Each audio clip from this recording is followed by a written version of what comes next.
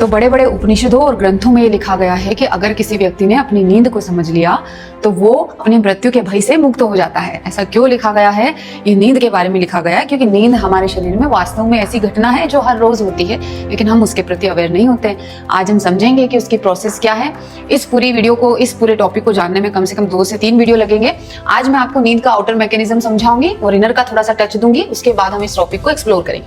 सबसे पहले तो ये समझो कि जब भी आप नींद में जाते हो तो होता क्या है आपके साथ।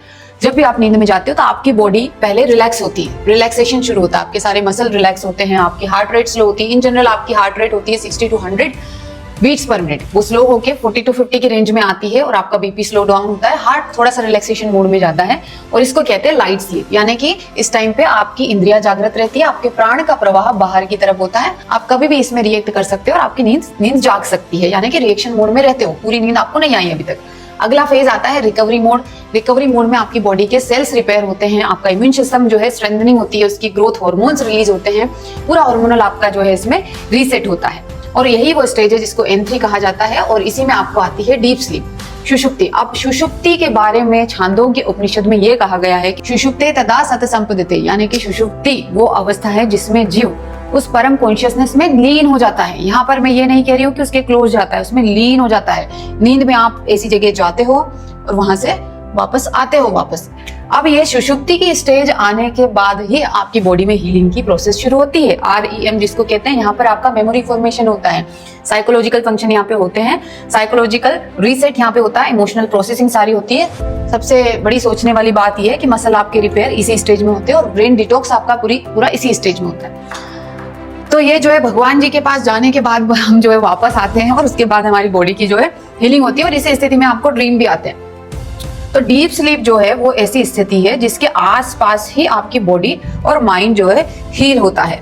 अब जब डीप स्लीप में आप होते हैं तो आपकी इंद्रियों का आपकी बॉडी पर कोई कंट्रोल नहीं होता। प्राण का प्रवाह कहाँ होता है? हार्ट में, आपके हृदय में। प्राण आपके हृदय में स्थित हो जाता है, यानी कि जितने भी ऐसे ऑर्गन्स और बॉडी के पार्ट होते हैं जहां से आप रिएक्ट कर सकते हो, एक्ट कर सकते हो, वो सारी चीजें बंद रहती है इस टाइम पे, इसलिए आपको नींद में शरीर का एहसास नहीं होता है। हीलिंग वाली प्रोसेस में, इमोशनल प्रोसेसिंग वाली, ड्रीम वाली स्टेट में आप थोड़ा सा एक्टिव रहते हो। अब इस वीडियो को समझने से पहले ये समझ लिया कि नींद जो है आपका लाइफ के 3 मुख्य पिलर में से एक है। पहला है आहार, दूसरा है निद्रा और तीसरा है ब्रह्मचर्य। ब्रह्मचर्य का अर्थ है राइट यूज ऑफ एनर्जी, ना कि सेक्सुअल कंट्रोल और सेक्सुअल डिजायर्स को रेगुलेट करना। ये राइट यूज ऑफ एनर्जी है।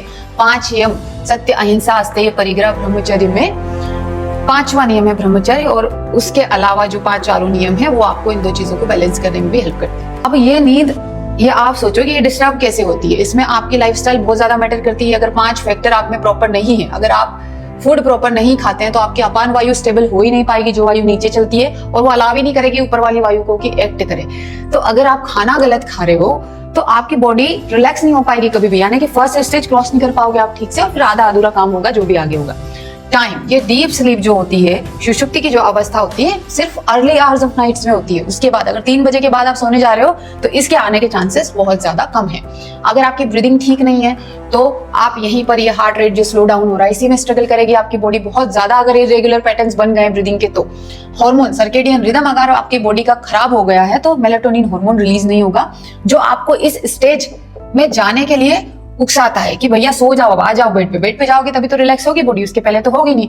और इन सभी चीजों को लीड करते हैं आपके इमोशंस। अगर आप में स्टोर्ड इमोशंस है, स्टक्ड इमोशंस है, अनप्रोसेस्ड इमोशंस है, तो आपकी बॉडी अगेन फिर से रिलैक्स नहीं हो पाएगी और आप तीनों स्टेज को क्रॉस करना तो बहुत आगे की बात है। दूसरा, जो लोग वेट ट्रेनिंग करते हैं उनको भी बोलती हूँ स्ट्रेस मैनेज करो, स्लीप पे ध्यान दो, क्योंकि मसल रिपेयर आपका REM स्टेज में होता है जो डीप स्लीप के बाद में होती है। और अपनी नींद पर अगर काम करना है तो ये सारे फैक्टर्स पर काम करना शुरू कर दीजिए। तो लाइफस्टाइल बहुत ज्यादा खराब है, नींद को तुरंत सही नहीं कर सकते तो मेरा रीसेट प्रोग्राम ज्वाइन कीजिए। नींद को ठीक करने के लिए क्या क्या आप एक्टिविटी कर सकते हो, क्या क्या मैं सिखाती हूँ, समृद्धि, योग निद्रा, स्लो नेजल ब्रीदिंग, बहुत सारी चीजें। रिलैक्स कैसे करना वो भी याद होना चाहिए ना, आजकल यही तो दिक्कत है, लोग रिलैक्स करना पता ही नहीं है कैसे करना, वो सब सीखते हैं यहाँ पे। आओ शाम को कराती हूँ 7:15 पर, और ये सारे फैक्टर पर धीरे धीरे उससे आपको हेल्प मिलेगी, क्योंकि जब सही समय पर आप बॉडी रिलैक्स हो जाएगी आपकी तो जो आपका फूड है वो भी प्रॉपर डाइजेस्ट होगा, टाइम पे आप सोना सीखेंगे, सारा आपका लाइफस्टाइल अलाइन होगा। तो ये सारे नींद के एस्पेक्ट हैं। अगली वीडियो में हम ये जानेंगे कि स्लीप और डेथ का क्या रिलेशन है, क्या डिफरेंस है, गहरी नींद, ध्यान और समाधि, इन तीनों में कितना अंतर है, थोड़ा बहुत है तो वो क्या है, और कितना बड़ा अंतर है या नहीं है, ये सब चीजें जानेंगे। इस वीडियो को सेव कीजिए, लोगों की मदद हो इसलिए इसको शेयर कीजिए, और ऐसी वीडियो देखने के लिए मुझे इंस्टा और फेसबुक पर फॉलो कीजिए। धन्यवाद।